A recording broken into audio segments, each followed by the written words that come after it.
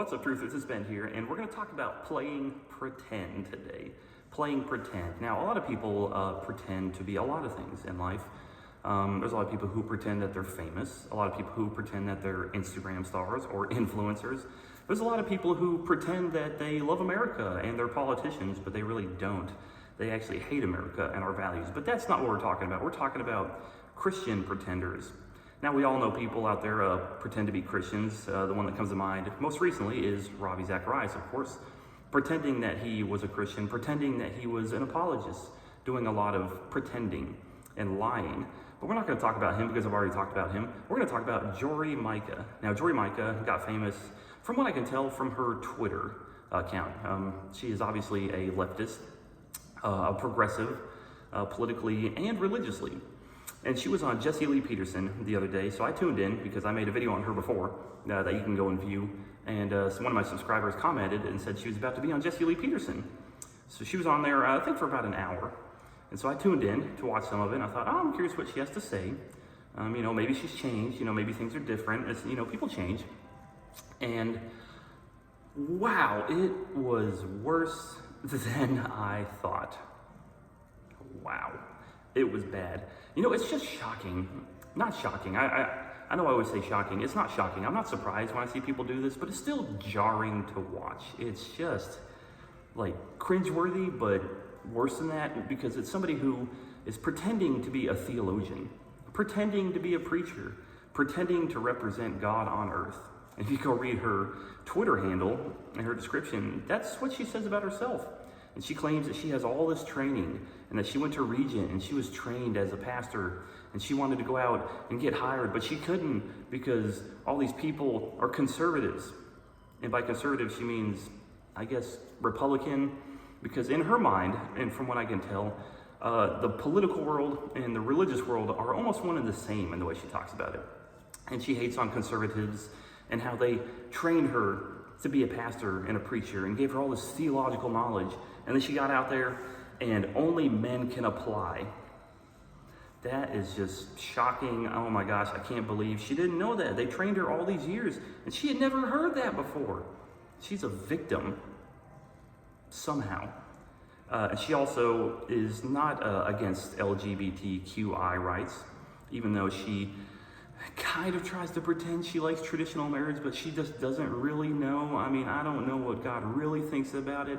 She doesn't know what God thinks about a lot. And she says that a lot. She does that whole, well, I don't really know what God thinks. I think he probably prefers traditional marriage, but he doesn't hate these people. And, I had, LGBT brothers and sisters who are Christians who helped me through this time, and it's just all emotion, right?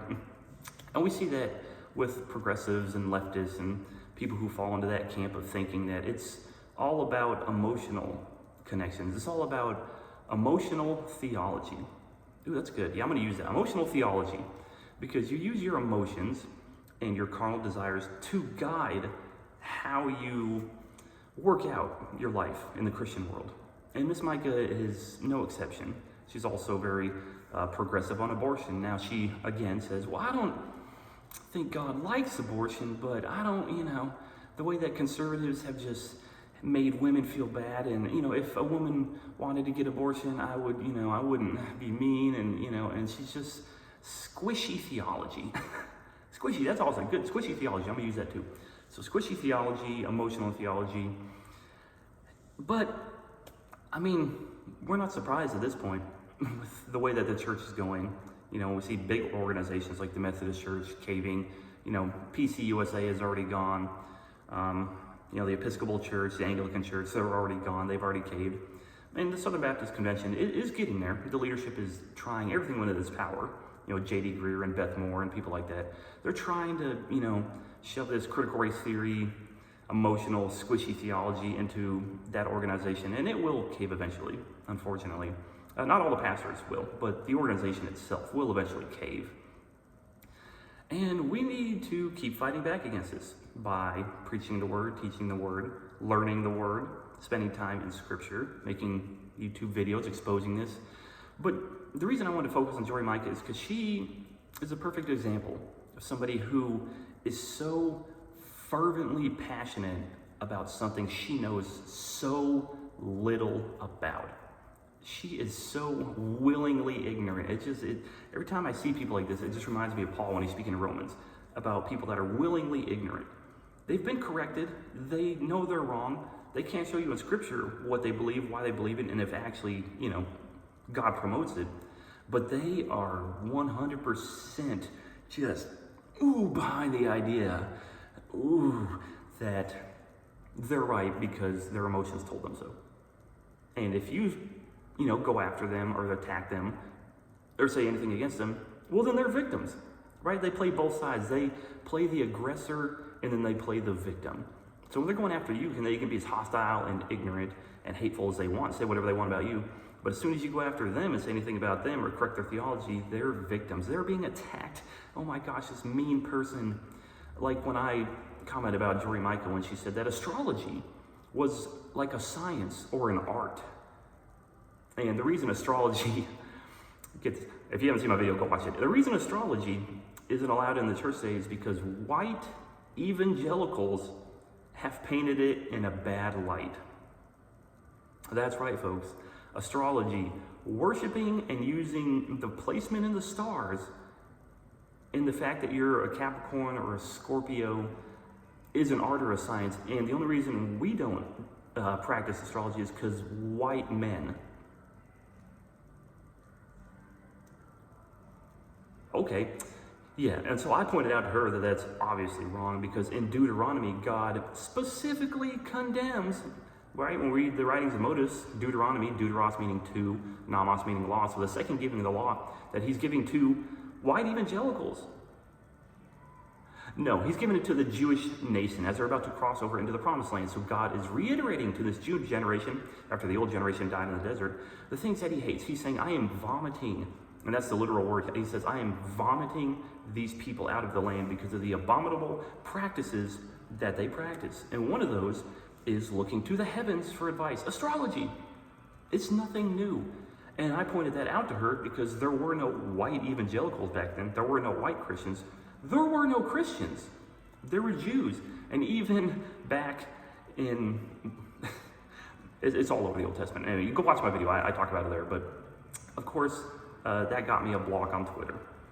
So I made another account so I could look at her and see what she's saying so I can accurately represent her. But that's the problem with emotional and squishy theology, is that when you're wrong and you're proven to be wrong, it doesn't matter that you're actually wrong because your emotions are paramount and trump anything that anybody has to say.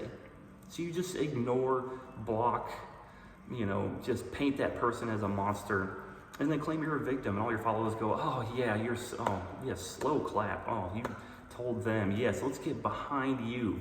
Yes, you're preaching and teaching something that fills our carnal desires and makes our fleshly lust seem like it's okay. And that's what Miss Micah is doing. I'm going to do an in-depth breakdown of her interview. I'm going to look at 3 or 4 different things that she said, show in scripture where she's wrong, and I'll have that up sometime this week, hopefully. But I just wanted to mention it now while it's still fresh in my mind. And the reason that it's important to do things like this is, 1, we need to show Miss Micah is wrong. They are her way. We're protecting the flock. And 2 is that we want Miss Micah to be saved. We want her to come out of this because she is just accruing judgment for herself. And when she dies and she goes to stand before God and she is judged and God says, why did you say that I said this? Why did you preach in my name? Why did you say, Lord, Lord? But I'm going to say, I don't know you. Depart from me. You practice worker of lawlessness. Miss Micah is really, really in danger of judgment. And we need to pray for her. But until she repents and comes to the true knowledge of Christ, we also need to stand against her and show where she is in error. Well, I hope this helps, guys. Thanks for stopping by. I'm going to get that other video up sometime this week. I have another video coming that I'm going to hopefully have up in a couple days that me and my friend Kelly shot. We've done the Fireside Chat series before, and it's kind of us just sitting down and talking about, different aspects in the world from different worldviews, obviously from a Christian worldview and a naturalistic materialist worldview. and it's pretty interesting, but we looked at something from Bitter Winter, and it's from China. So stay tuned on my main channel for that. What do you think about Miss Micah? Have you seen her before? Have you been blocked on Twitter if you've ever interacted with her and you're a Christian? I'm sure you probably have. Have you seen her latest interview with Jesse Lee Peterson? Let me know in the comments down below what you thought. Subscribe to this channel. Go check out my main channel. Thanks for stopping by, guys. See ya.